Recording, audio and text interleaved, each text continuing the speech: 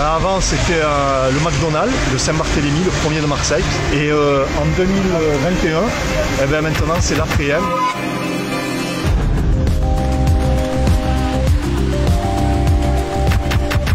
C'est une ZAD, mais nous on inverse, alors c'est une zone à développer.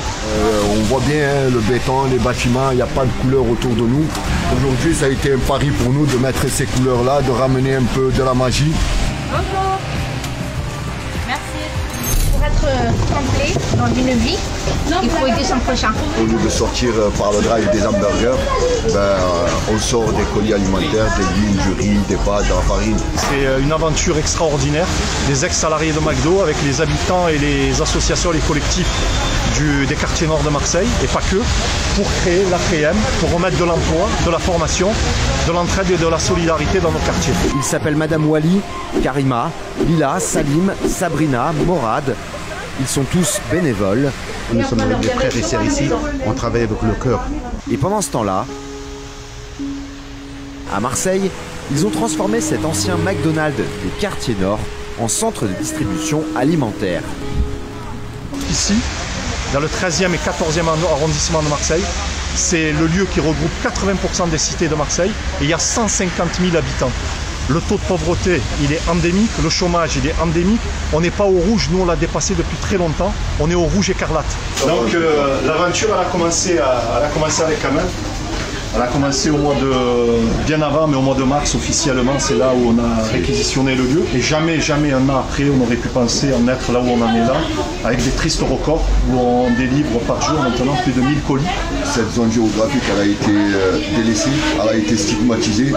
Et aujourd'hui, on est en train de leur prouver que nous sommes que des êtres humains, et ces êtres humains méritent de vivre dignement.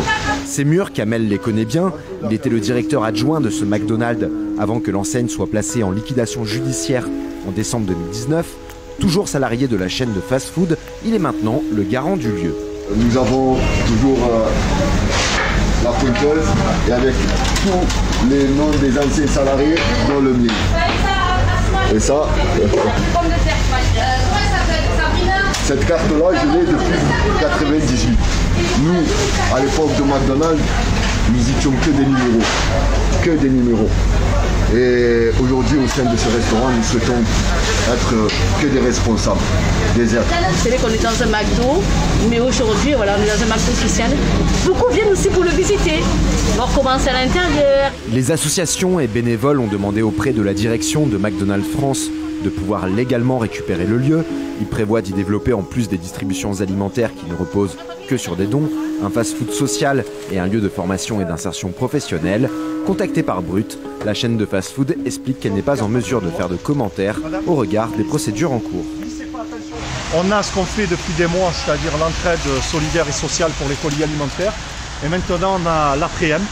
L'A3M, c'est le resto solidaire et social qu'on est en train de mettre en place. Ça va être un resto d'application. C'est pour permettre aux femmes et aux hommes qui sont cabossés par la vie de retrouver un emploi. Mais surtout, c'est pour remettre de l'emploi dans ces quartiers-là, parce que McDo est parti, on a perdu 100 emplois. Et pour nous, il est hyper important que les ex-salariés qui ont maintenant plus de 50 ans puissent retrouver un emploi. On interpelle les pouvoirs publics là-dessus, en leur disant « Ne nous abandonnez plus, on est là, on vous a prouvé par A plus B que des simples gens, des gueux du 21e siècle, des sans-culottes, sont capables de se donner la main entre eux et d'apporter une solution que les pouvoirs publics ont du mal à apporter. Et le plus important pour nous, c'est que la population ne désespère pas. »